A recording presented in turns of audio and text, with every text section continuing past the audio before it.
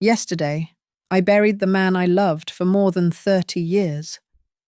Today, I stood behind a cracked door and listened to his only son whisper to the empty air, "Your good life is over, Dad."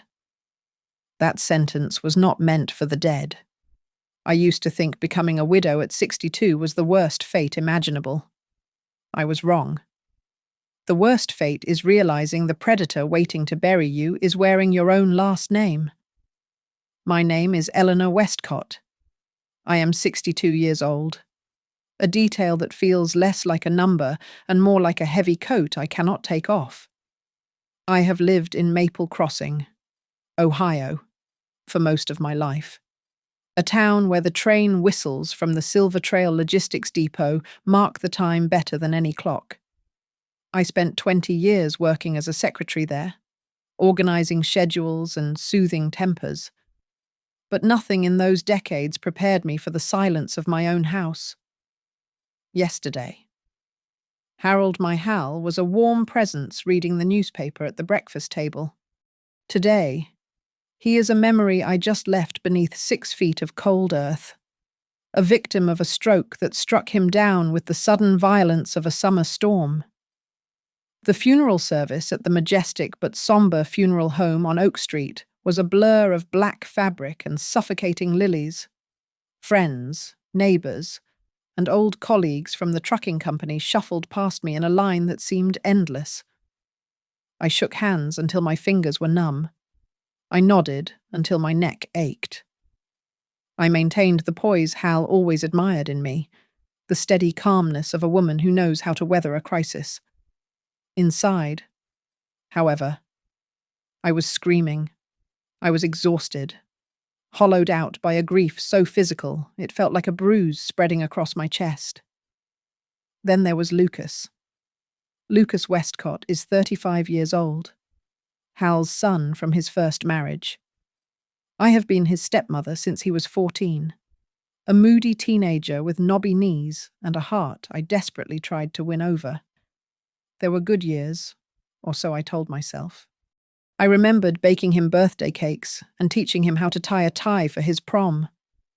I thought we were family. But as he moved through the crowded parlor today, I felt a stranger's chill.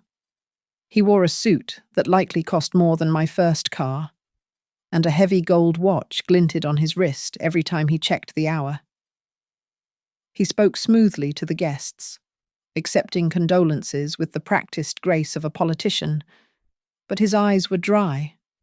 There was no redness, no swelling, just a flat, icy efficiency that made the hair on my arms stand up.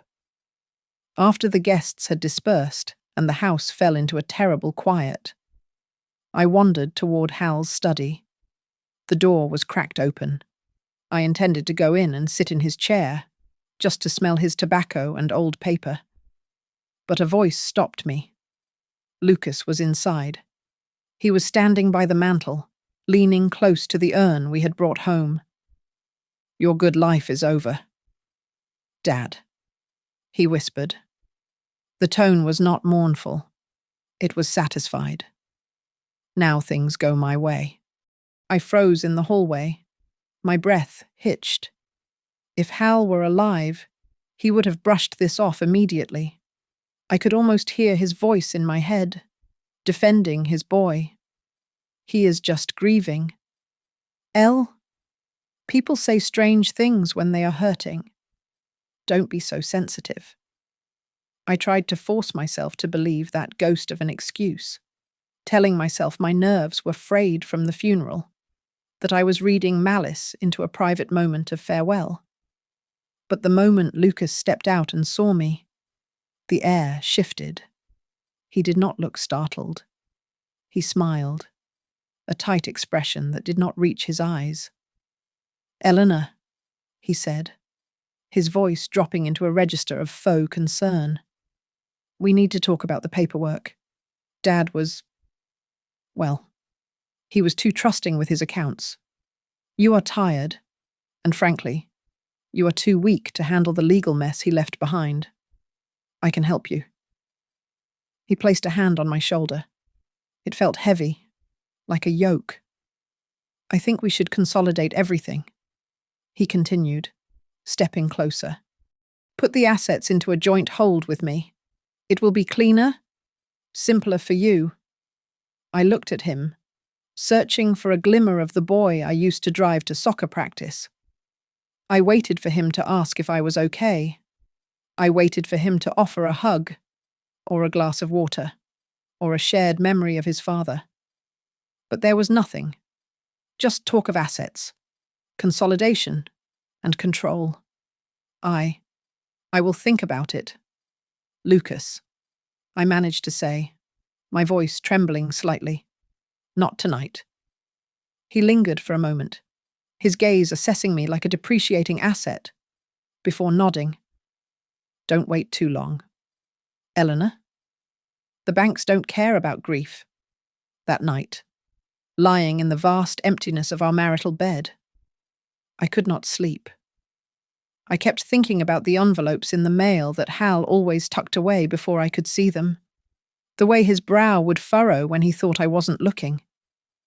The vague anxiety I had suppressed during the funeral began to sharpen into a blade of suspicion. That sentence in the study echoed in the dark. Your good life is over.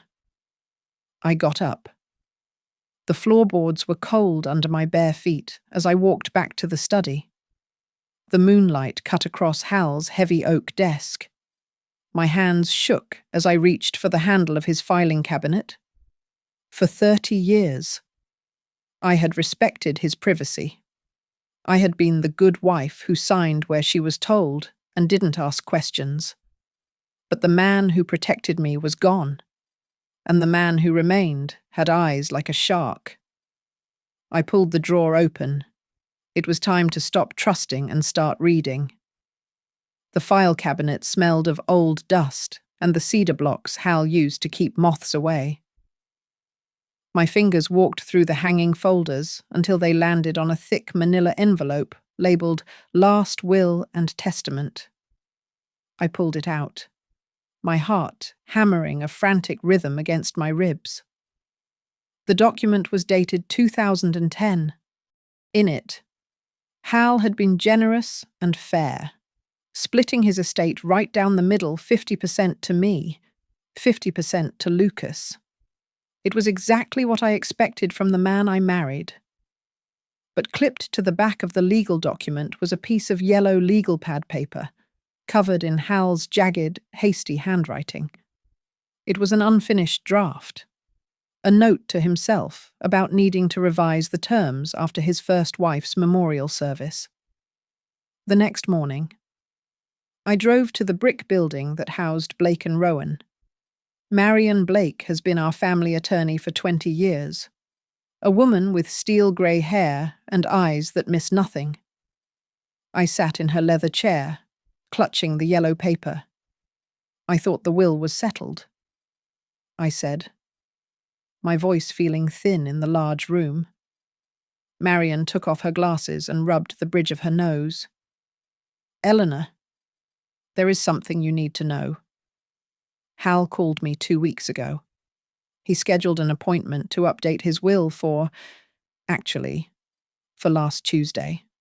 The day after he died, I felt the blood drain from my face. He never told me. He cancelled it the morning of the appointment, Marion said softly. But when we spoke on the phone to set it up, he sounded distinctively anxious. He told me he needed to structure a trust to ensure you were safe if Lucas ran into financial trouble. I asked him what kind of trouble. He just sighed and said, "He has changed. Marion, it is not like it used to be." I left her office with a cold knot in my stomach. Back home, I spread the bank statements out on the kitchen table. I had always let Hal handle the finances, believing it was his way of taking care of us. Now, looking at the columns of numbers, I saw the truth. For the last 2 years, there had been a steady hemorrhage of cash, transfers of $5,000, $8,000, sometimes $12,000 at a time, all flowing to accounts linked to Lucas. The memos were vague: loan, help, settle. When Lucas stopped by later that afternoon, I tried to keep my face neutral. I made him coffee and set the mug down on a coaster, just as I always did. Lucas. I started, trying to keep my tone gentle. I was looking at the accounts. There are a lot of transfers to you. Is everything all right? Lucas laughed, but it was a sharp, brittle sound. Oh, Eleanor, you really are charmingly old-fashioned. Those are joint investments. Dad and I were moving capital into higher yield portfolios. You don't understand the modern financial world. It requires liquidity. He reached into his briefcase and pulled out a stack of documents. Speaking of which, to avoid a massive tax hit, we need to move the rest of Dad's investment accounts into a holding vehicle I manage. I need you to sign this power of attorney. It just lets me stand in for him temporarily. He looked at the pen he was holding out. It would be so easy to sign. It would be so easy to go back to being the grieving widow who didn't understand money.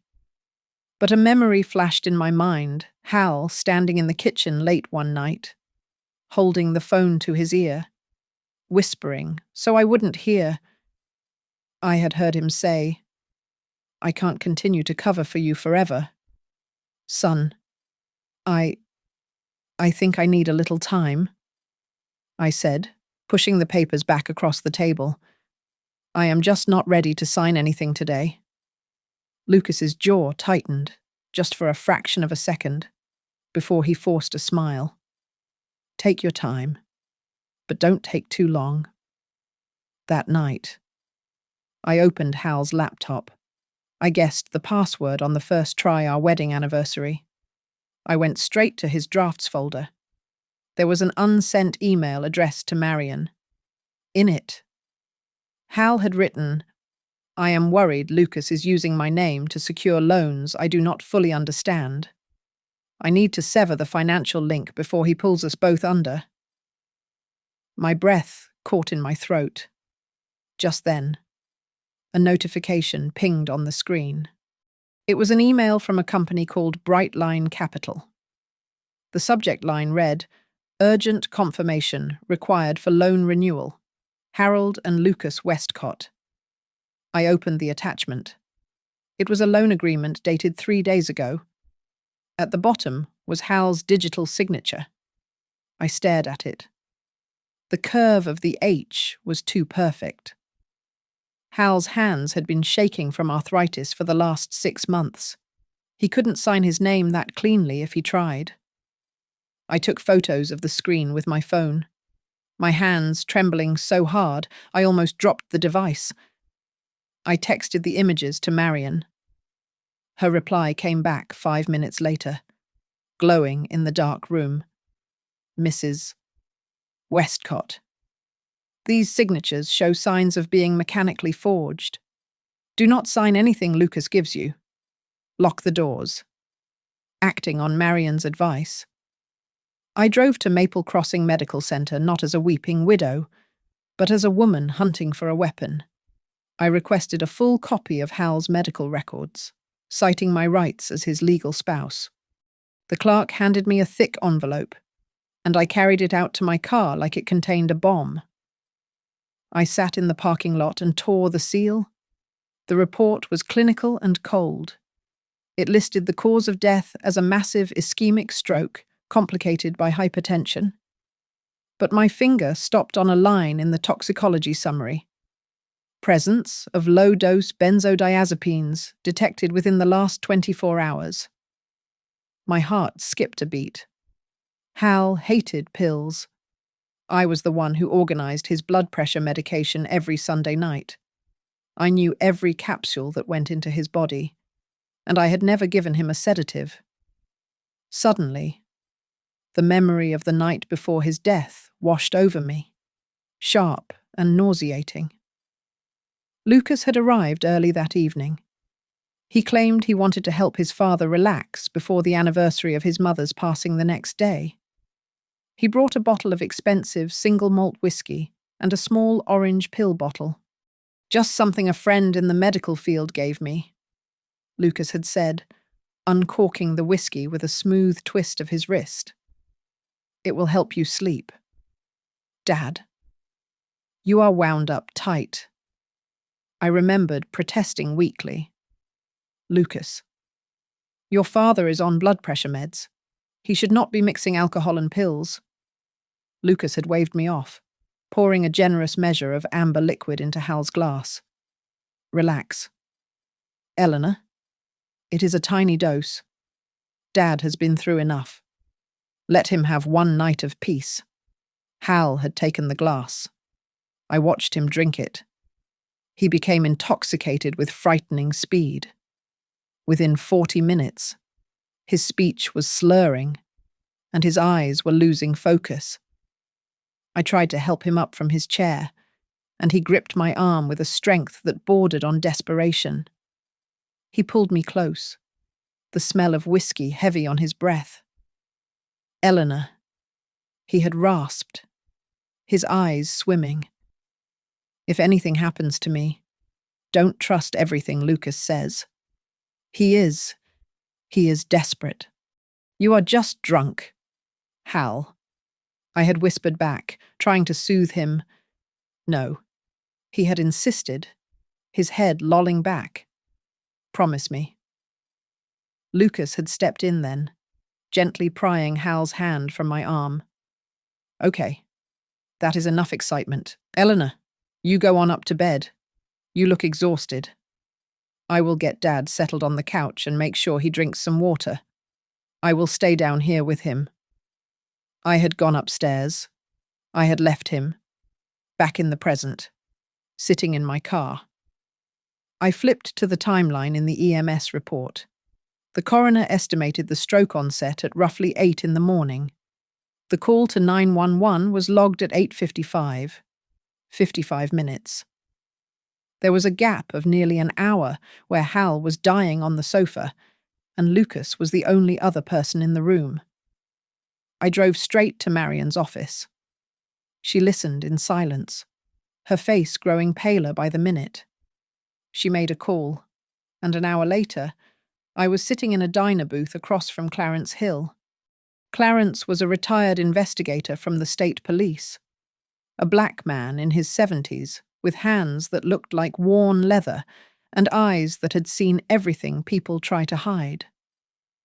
He read the file, tapping a finger on the toxicology report. "This is an anxiety medication," Clarence said, his voice deep and gravelly.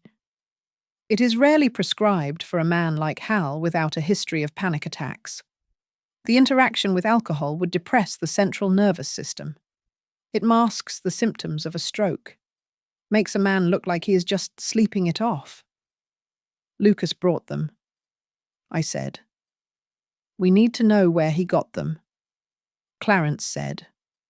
2 days later, Clarence came to my kitchen door.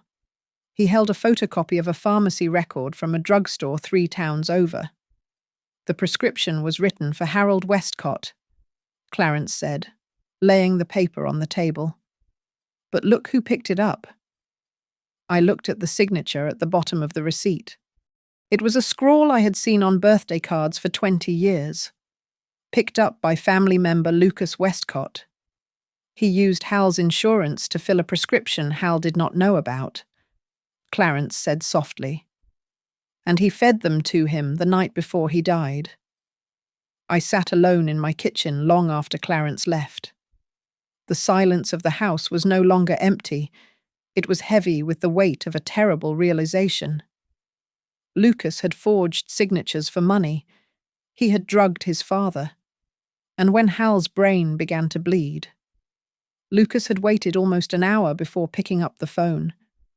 It was not just a stroke. I whispered to the empty room. The man I had raised since he was 14 had not just watched his father die.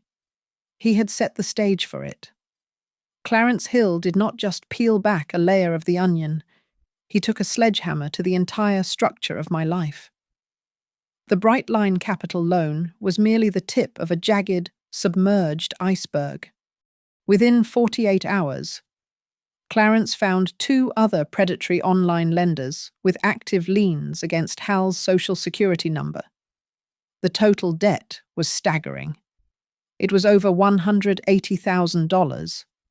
Every single cent had been deposited into a joint account, stayed there for less than an hour, and then vanished into personal accounts controlled solely by Lucas. He is not a businessman. Mrs. Westcott, Clarence told me, sliding a stack of printed screenshots across the diner table. He is a whale, and the casinos are eating him alive. The images were heartbreaking. They were old screenshots Hal had texted to a friend months ago, asking for advice on how to read them. They showed Lucas's phone screen, open to sports betting apps and a cryptocurrency exchange that looked more like a video game than a bank. I saw bets of $5,000 on college football games. I saw frantic trades in digital coins with names I could not pronounce. Lucas was not an entrepreneur. He was a degenerate gambler chasing a high that had already cost me my husband's peace of mind. I sat there, staring at the evidence, and the past 2 years rewrote themselves in my head. I remembered begging Hal to let me sell his old pickup truck to pay down the principal on our mortgage. Hal had refused, his eyes shifting away from mine.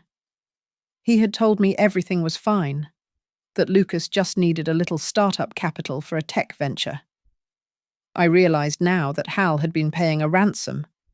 Lucas had weaponized Hal's guilt over the divorce from his first wife, bleeding his father dry by playing the victim of a broken home. "Look at this," Clarence said, pointing to a court docket from the previous year. North Point Equity sued Lucas for $50,000. He ghosted them. The lawsuit was set to go to trial on November 15th. It was dismissed on November 14th. I checked the bank records. On November 14th, Hal had wired exactly $50,000 to Lucas. That was our retirement savings. It got worse. Clarence's investigation revealed that Lucas had been borrowing money from his old college friends, using Hal and me as props in a sick narrative. He told them his father was senile and asset-rich, but cash-poor, and that I was an incompetent hoarder who refused to sign checks. He claimed he was fronting the costs for our medical care and just needed bridge loans. He had turned his father's dignity into collateral for his lies. I arranged to meet Lucas at a coffee shop on Main Street. I needed to look him in the eye. He looked terrible. His suit was wrinkled, and there was a frantic energy vibrating under his skin. "You have to sign the power of attorney." "Eleanor," he hissed, leaning over his latte. "The creditors, the IRS is going to freeze the estate if we don't move the assets by Friday. Why are you in such a rush?" "Lucas," I asked, my voice steady. He slammed his cup down, cracking the ceramic. "Because I risked everything for Dad. I leveraged my own credit to help him with his investments. Now he is dead. And if you don't cooperate, my life is over too. I can't let that happen." I stared at him. He didn't say he missed his father. He didn't say he was grieving. He said his life was over because his financier was dead. The death of my husband was nothing more to him than a liquidity crisis. Gamblers only stop when the chips run out. Mrs. Westcott, Clarence told me later that afternoon, or when someone chops their hands off. "If you don't stop him, he will use your identity next. He is desperate." That was the moment the final tumblers of the lock clicked into place. I went to Marion's office and finally told her about the whisper I had heard in the study the day of the funeral. I told her about Lucas leaning close to the urn and saying, "Your good life is over, Dad." Marian went still. She looked at the debt, the forged signatures, and the timeline. "Eleanor," she said, her voice dropping to a whisper. "This isn't just financial abuse. Hal was the only thing standing between Lucas and the inheritance. If Hal was refusing to give him any more money, removing him was the only way to clear the ledger." I felt a coldness settle in my chest, replacing the grief that had lived there for days. I looked at the photo of Hal I kept in my wallet. He looked so tired in the picture. He had spent his final years trying to save a son who viewed him as a prey animal. "Do it," I told Marian and Clarence. "File the motion to freeze everything. Call the district attorney. This will be a war." "Eleanor," Marian warned, "he will attack your character. He will try to destroy you." I stood up, smoothing the front of my jacket.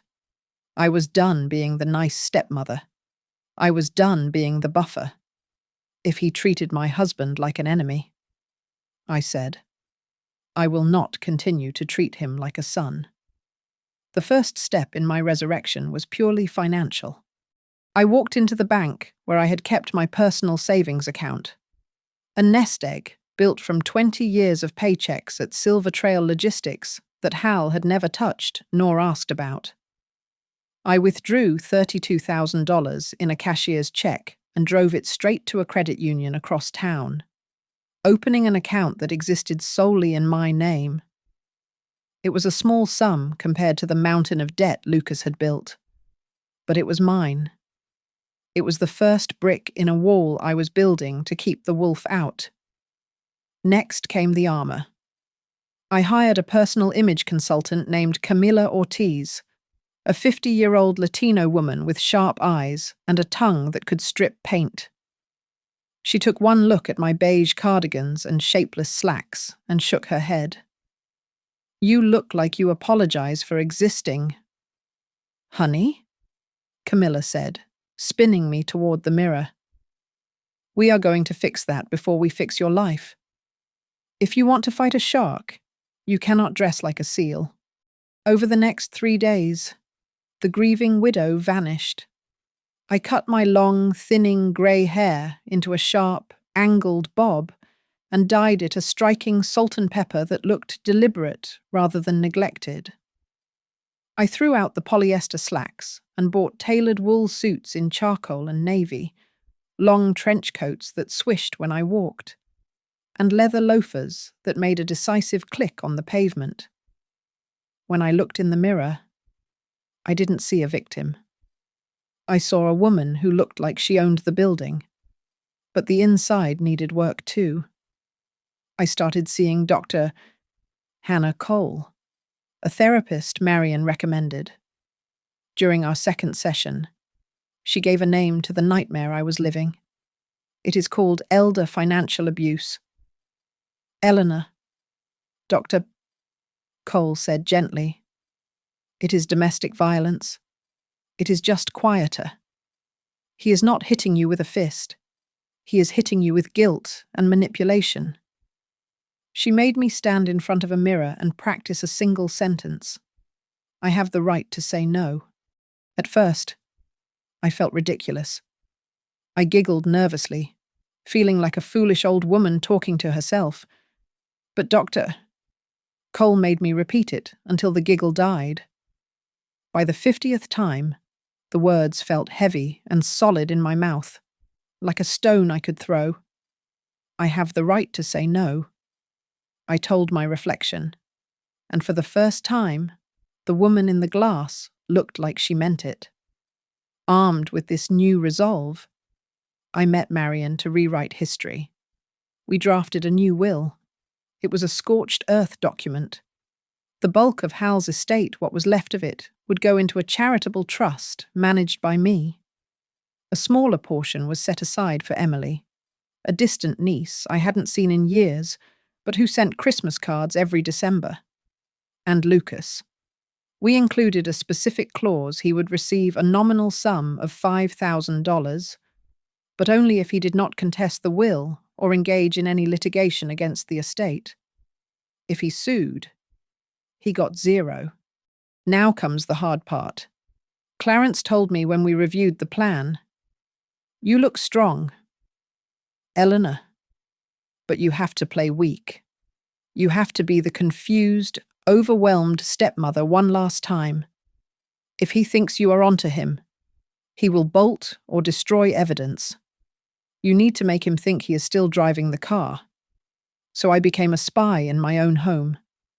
I bought a digital voice recorder and taped it to the underside of the kitchen table. I installed a recording app on my phone. Every time Lucas came over, I hunched my shoulders, softened my voice, and played the part of the doting, befuddled doe. "I am just so worried about money. Lucas." I whined one evening, pouring him coffee with a deliberately shaking hand. "The heating bills are coming, and with your father gone, I don't know if I have enough cash to get through winter." Lucas took the bait instantly. His eyes lit up with a predatory gleam. "That is exactly why we need to consolidate. Eleanor," he said, leaning in. "Actually, I have been thinking, why don't we sell this big old house? You can move into my apartment building. I am refinancing a large unit on the top floor. It would be safe. I could keep an eye on you." I felt a chill crawl up my spine. He wasn't just trying to steal the cash.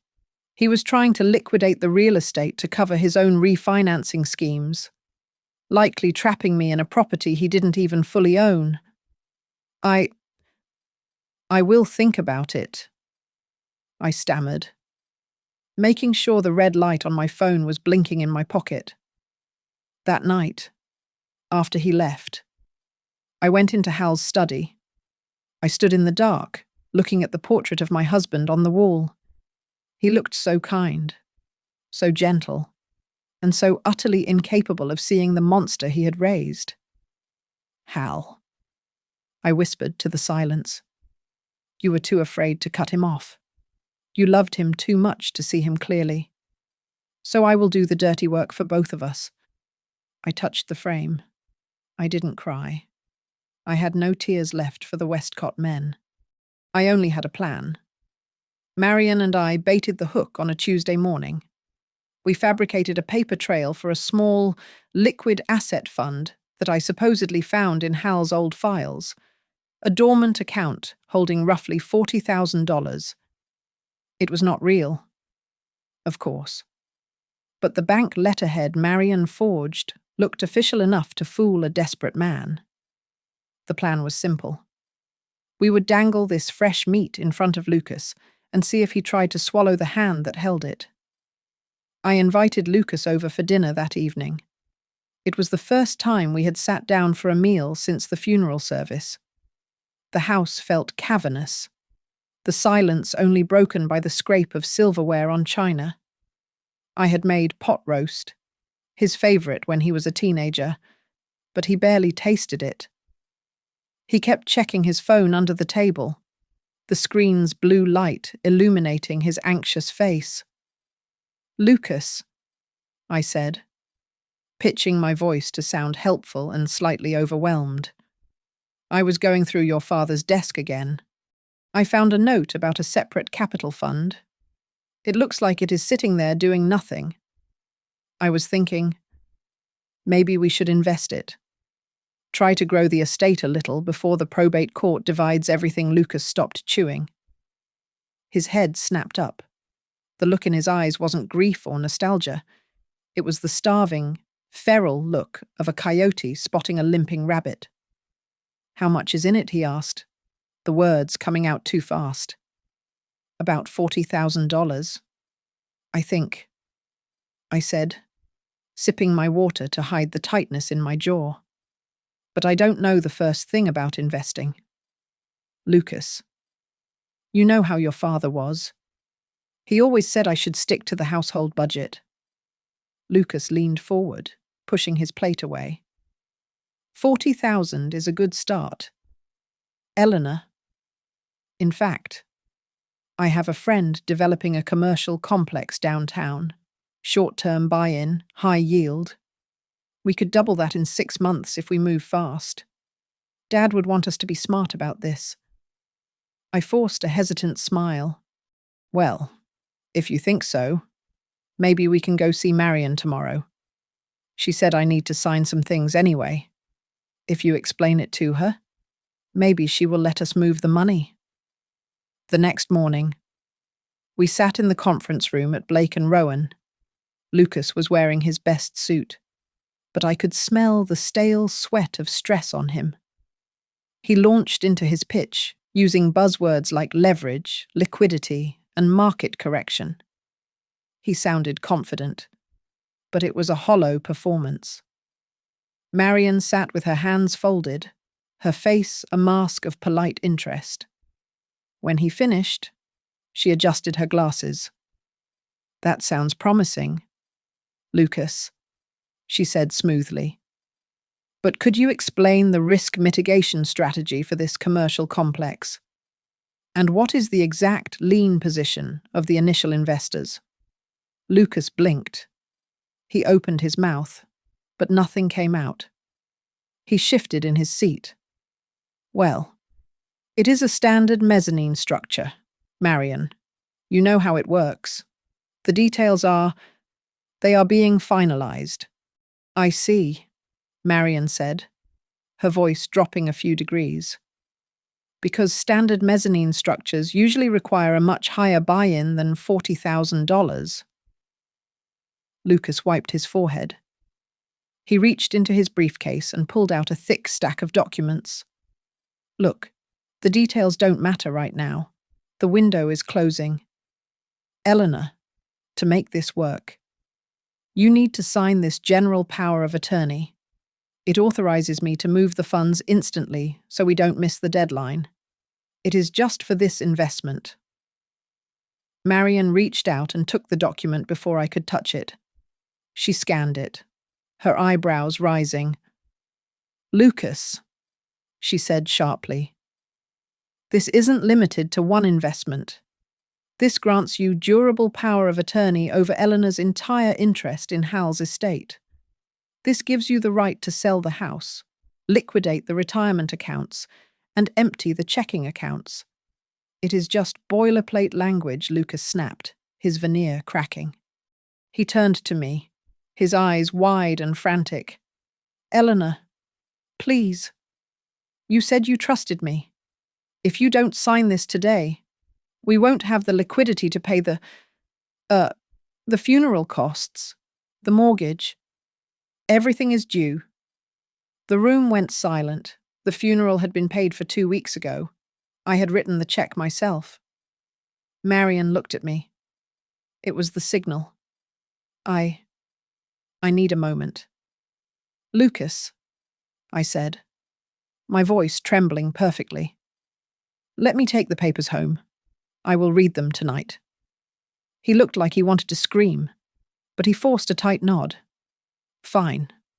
Tonight. But don't wait. Eleanor. Please. Later that afternoon, Clarence met me in my kitchen. He looked grim.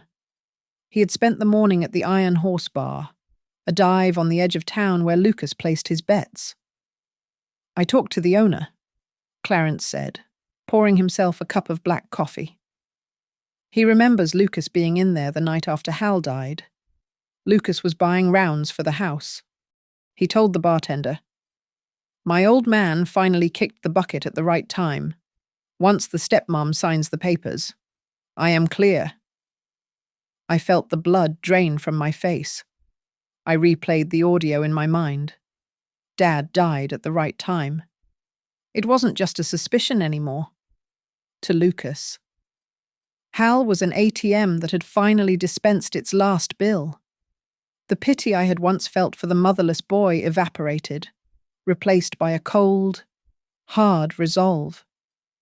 I sat at the kitchen table with the stack of papers Lucas had given me. I pushed his general power of attorney to the side. Instead, I pulled out a different document Marion had prepared. It was a petition to the probate court requesting the immediate appointment of a temporary financial guardian due to suspected fiduciary misconduct. I uncapped my pen. My hand did not shake. I signed my name at the bottom of the page, pressing down hard enough to indent the paper. I was not signing away my power. I was declaring war. The restaurant Lucas chose for the memorial dinner was called The Gilded Fork, a place with velvet curtains and menu prices that would have made Hal choke on his morning coffee. He had invited a dozen people, mostly distant cousins, Hal's old fishing buddies, and Aunt Margaret, a woman with sharp eyes and no filter. It was supposed to be a heartwarming tableau of a grieving son bringing the family together. In reality, it was a stage set for my public surrender. I walked in, clutching my handbag tight against my side. Inside, nestled against my wallet, was the court order Marion had secured just hours ago. I spotted Marion and Clarence sitting at a small table in the shadowed corner near the kitchen, blending into the background like ghosts. Knowing they were watching gave me the strength to walk to the head of the table and take my seat next to my stepson. Lucas was in his element. He poured wine, laughed too loudly, and played the role of the tragic heir to perfection. When the appetizers arrived, he tapped his glass with a spoon. "I just want to say a few words about Dad," Lucas began, his voice thick with performative emotion. "He was a provider. He always took care of everyone.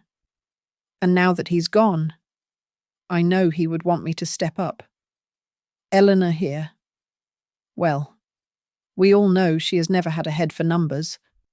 The financial world is a shark tank, and I promised Dad I would handle everything so his legacy doesn't go to waste." He smiled at me, a condescending tilt of his lips that made my stomach turn.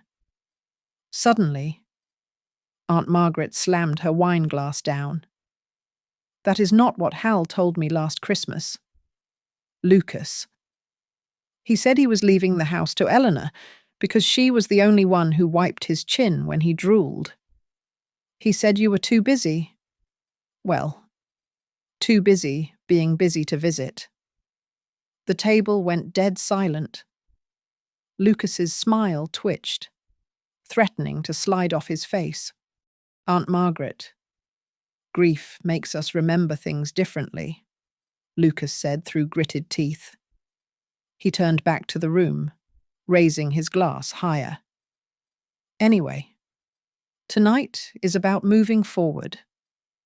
Eleanor and I have decided to consolidate the estate under my management to ensure maximum growth. Eleanor, why don't you tell them about the decision we made?" He looked at me, his eyes hard and demanding. This was the script. I was supposed to nod, smile, and hand him the keys to the kingdom. I stood up. I smoothed the front of my jacket. I looked at the faces around the table, faces that had pitied me, judged me, or ignored me. "I do have an announcement," I said, my voice clear and steady. "Lucas is right. Hal's assets need to be protected." Lucas nodded, encouraging me. I reached into my bag and pulled out the thick envelope. I placed it in the center of the table, right next to the floral centerpiece. "That is why," I continued, looking directly at Lucas. "This afternoon, a judge granted my petition to freeze all of Hal's assets. The court has issued a temporary restraining order against any transfer of funds due to significant evidence of financial elder abuse and fraud." For 3 seconds, the only sound was the hum of the air conditioning. Then Lucas dropped his glass. Red wine splashed across the white tablecloth like a gunshot wound. What Lucas whispered, his face draining of color. "What did you do?" "The accounts are locked. Lucas, I said. No one touches a dime until the investigation is complete. Not me. And certainly not you. Lucas stood up so fast, his chair crashed backward. You act like a thief. You are trying to steal my inheritance. You are an outsider. Eleanor, you have always been an outsider. Sit down. Boy, Margaret shouted, pointing a breadstick at him like a weapon. She cared for your father while you were off gambling his money away. We all know you only called when you needed a check. Lucas turned purple. The vein in his neck bulged. He looked trapped. A cornered animal realizing the walls were made of steel. You don't understand. Lucas screamed, slamming his fist onto the table, making the silverware jump. I needed that access. If he had just signed the papers sooner, I wouldn't be in this mess. He promised he would help me settle the debts, and then he just died on me. A gasp went around the table. He had said the quiet part out loud. He hadn't mourned his father's death. He was angry at the inconvenience of its timing. I reached down and tapped the phone I had placed face down on the table minutes ago. The recording light was a steady, unblinking red eye. From the corner of the room, I saw the flash of Marion's phone camera capturing the violence of his outburst. He didn't die on you, Lucas, I said softly. He died with you. And now we are going to find out exactly how that happened. Lucas looked around the room. He saw the horror on his relatives' faces. He saw the waiters staring. He saw the ruin of his reputation in real time. I will not let you take what is mine, he hissed, pointing a shaking finger at me. You are going to regret this. You have no one. Eleanor. No one. He turned and stormed out of the restaurant, kicking a chair out of his way as he went. The heavy doors swung shut behind him, leaving a vacuum of stunned silence. I sat back down. My knees were trembling, but my hands were still. Aunt Margaret reached over and squeezed my fingers. I looked at the wine stains spreading on the tablecloth. The power dynamic in the Westcott family had not just shifted, it had broken off its axis. Check, please, I said to the waiter who was hovering nearby, terrified. I had never felt more awake in my life. The recordings from the restaurant were the final straw for Marion. She listened to the audio of Lucas screaming about his inheritance, his voice cracking with entitlement and rage, and she slowly took off her glasses. Eleanor, she said, her voice devoid of its usual professional detachment. This is no longer a civil dispute about a will. This is a man who admitted his father's death was financially convenient. We are taking this to the district attorney. We met with a senior prosecutor named Mr. Vance the following morning. He was a man with a reputation for being as hard as the granite in the courthouse lobby. He listened to the tapes, reviewed the forged loan documents, and then looked at the toxicology report Clarence had flagged. I am opening a preliminary investigation into the death of Harold Westcott, Vance said. I need you to sign a consent form to unseal the full autopsy panel. We need to see exactly how much medication was in his system. 2 days later, the results came back. The concentration of benzodiazepines in Hal's blood was not a trace amount consistent with a therapeutic dose. It was high. It was high enough to sedate a man twice Hal's size, and certainly high enough to depress the respiratory system of a stroke victim. Why didn't anyone question this at the scene, I asked, staring at the numbers that spelled out my husband's vulnerability? Because someone told them not to. Clarence answered. Clarence had tracked down Jordan Price, the paramedic who had responded to the 911 call that terrible morning. We met him in a park near the station. Jordan was young, maybe 25, and he looked uncomfortable. "I remember that call," Jordan said, rubbing the back of his neck. "The sun. He was very intense. Usually, family members are crying or in shock. He was managing us. He kept insisting that his dad had taken sleeping pills hours ago, that he was old, that he fell a lot. When I tried to ask about an autopsy, he got in my face. He said, 'My father suffered enough. I don't want you cutting him open. Just sign the paperwork for natural causes so we can grieve.'" Jordan looked at me, his eyes full of apology. "I am sorry, Ma'am." He was so adamant, and there were no obvious signs of foul play. We thought we were respecting the family's wishes. The prosecutor added the charge of tampering with medical information to the file. But we were still missing the smoking gun. We could prove Lucas lied, and we could prove he profited. But we couldn't prove he put the pills in the glass. Then the phone rang. It was a woman named Amy, a receptionist who had dated Lucas on and off for 3 years. She had seen the news about the court freezing the Westcott assets and had reached out to Clarence. We met her at Marion's office. She was shaking, clutching a cup of tea with both hands. "I broke up with him because he scared me," Amy said, her voice trembling. "He used to talk about his dad like he was an obstacle, a blockade in the road." She pulled out her phone. "About 3 weeks before Hal died, I was at Lucas's apartment. He was crushing up pills on the counter. Blue ones. He put the powder into a little travel vial. I asked him what he was doing." Amy swiped through her messages until she found a text thread from a month ago. She handed the phone to Mr. Vance. "He sent me this after I left that night," she whispered. I leaned over to read the screen. The message was from Lucas. It read, "If the old man relaxes with this often, his heart will rest soon too. Quick. No suspicion." Then the bleeding stops. I felt the air leave the room. It was not a joke. It was a statement of intent.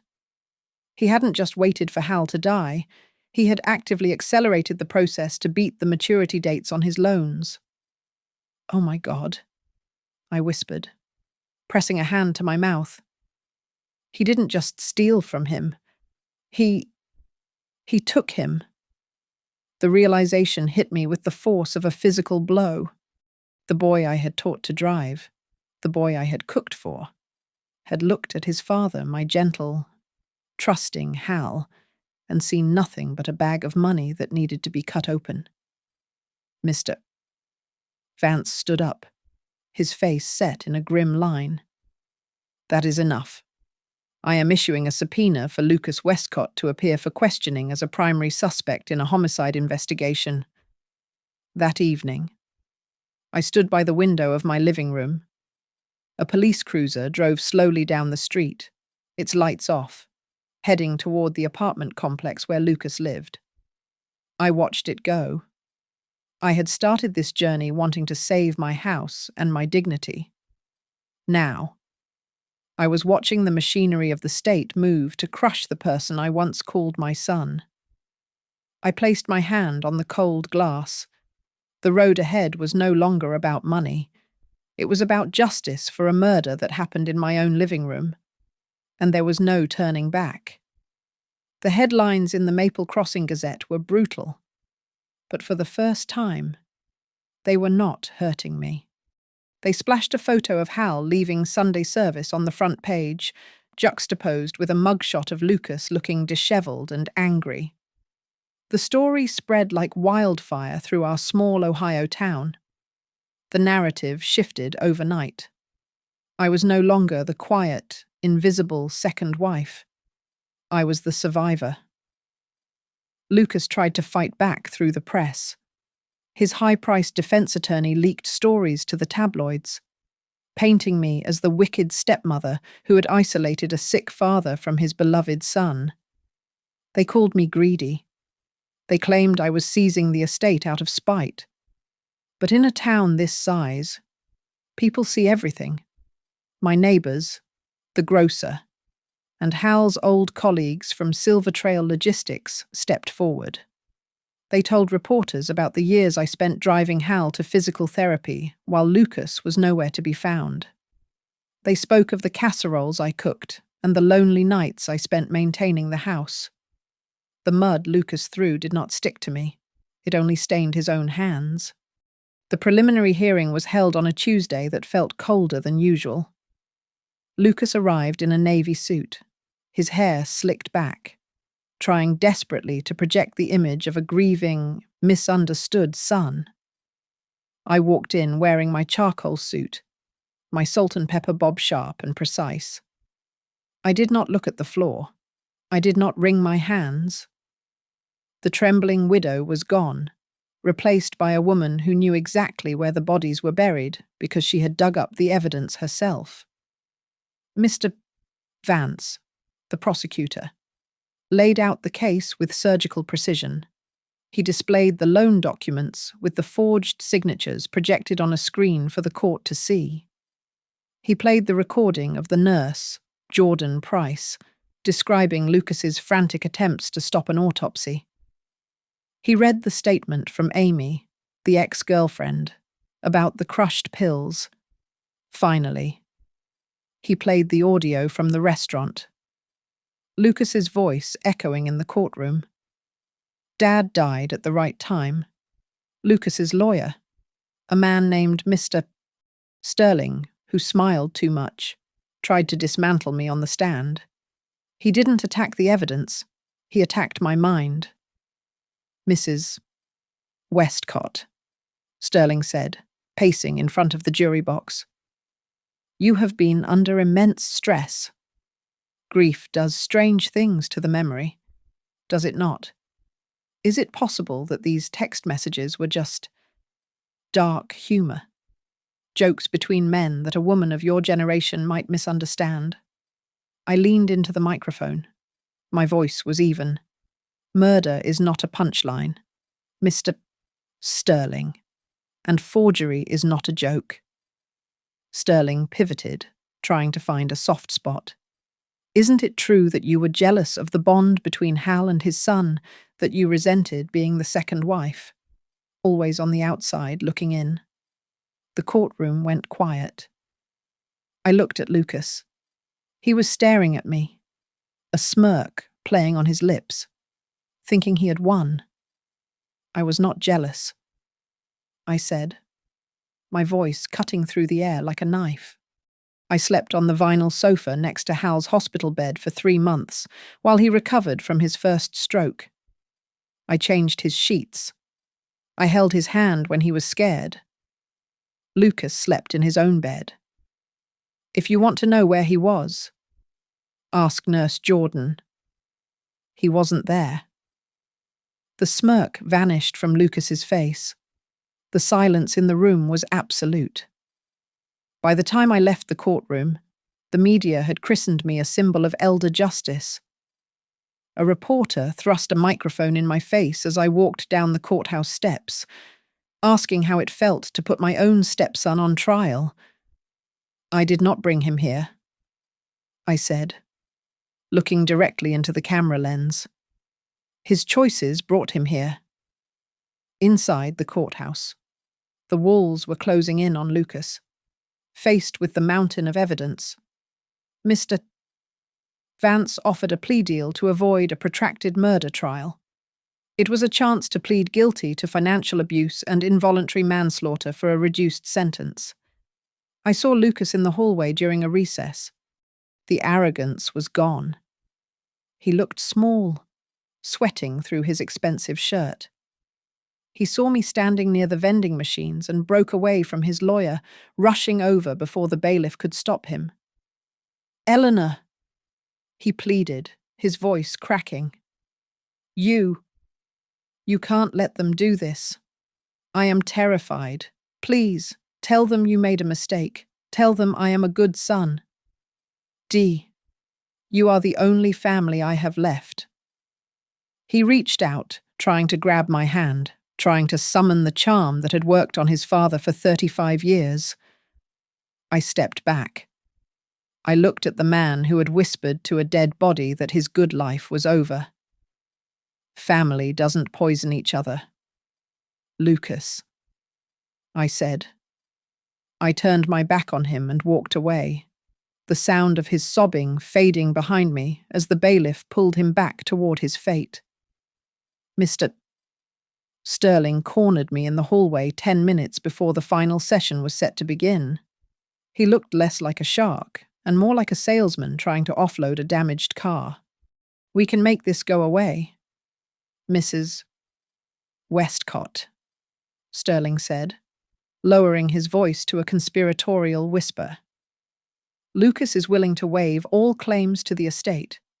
You keep the house, the accounts, the insurance, everything. He just walks away. No prison. Just a clean break. You don't want to be alone at your age with a drawn-out trial. Do you?" I looked at him, and then I looked past him to where Lucas was sitting on a wooden bench, his head in his hands. For the first time, Lucas was not fighting for the money. He was trying to buy his freedom with the very inheritance he had killed for. He was trading his father's legacy for a get-out-of-jail card. It was not remorse. It was just another transaction. I walked past the lawyer and stood in front of my stepson. He looked up, his eyes rimmed with red, hope flaring up in them like a match in the dark. "Lucas," I asked, my voice quiet, "did you ever, even once, think about stopping before you transferred the last $10,000, before you crushed those pills into his drink? Did you hesitate?" Lucas stared at me. The silence stretched out, heavy and suffocating. I waited for a tear, an apology, a sign of the boy I had raised. Instead, his face hardened. "You don't understand," he said, his voice rising with defensive agitation. "Dad, he always had to be the hero. He loved rescuing people. And you just walked in here before my mother was even cold in the ground. I spent my whole life trying to prove I was worthy of him. If he had just given me the loan, none of this would have happened. He was not sorry. He was just sorry the strategy had failed. To him, killing Hal was not a sin. It was just a tactical error in the game of his life." I turned away without saying another word. The hope in his eyes died, replaced by a cold panic. Inside the courtroom, the air was stale. Mr. Vance presented the final plea deal. If Lucas pleaded guilty to financial abuse of an elder and involuntary manslaughter by means of medical interference, the state would recommend a sentence of 15 years rather than pursuing a life sentence for first-degree murder. It was a mercy he did not deserve, but it was a certainty that would end the nightmare. The judge asked the defendant to rise. Lucas stood up. He looked around the room, his eyes darting frantically, searching for a lifeline. He looked at the jury. He looked at his lawyer. And finally, he looked at me. He was begging. He wanted me to stand up and scream that he was a good boy, that it was all a misunderstanding, that I forgave him. He wanted Hal's wife to save him one last time, just like Hal always had. I sat perfectly still. I did not nod. I did not shake my head. I just watched him with the blank, terrifying indifference of a mirror. Lucas choked, his voice trembling. It was the pills. It was the debt. The system is rigged, Mr. Westcott, the judge warned, his voice booming. We need a plea. Lucas slumped. The fight went out of him like air leaving a balloon. With a shaking hand, he reached for the pen and signed the confession. Guilty, he whispered, The gavel came down with a sound like a gunshot. The judge sentenced him to 15 years in state prison, adding a note to the record that the defendant's greed and utter disregard for the dignity of his father directly caused this tragedy. As the bailiff pulled his wrists behind his back and clicked the handcuffs shut, Lucas spun around. His face was twisted, ugly with fear and hatred. "You have no one left!" He screamed at me, spit flying from his lips. "You are all alone. D. You have no one but me." The heavy oak doors swung shut, cutting off his voice. I walked out of the courthouse and into the grey Ohio afternoon. The wind was biting, but it felt clean. Marion was waiting for me at the bottom of the steps. She looked at my face, searching for signs of collapse. "Is it over?" she asked gently. "Do you feel relieved?" I looked at my hands. They were empty. I no longer had a husband to hold. I no longer had a son to worry about. The silence waiting for me at home would be deafening. "No," I said, buttoning my coat against the chill. "But I feel like I finally gave Hal the one thing he could never give himself. I said no to his son." I walked toward the parking lot, my heels clicking a steady rhythm on the concrete. I was alone. Yes. But for the first time in 30 years, the path ahead belonged entirely to me. Thank you so much for listening to my story. I'd love to know where you folks are tuning in from today. So drop your city or state in the comments below so we can connect. If this story hit home for you, please hit that subscribe button for Grandma's Family Diary. Give this video a like, and smash that hype button to help get this story out to more people who might need to hear it. Stay strong, everyone.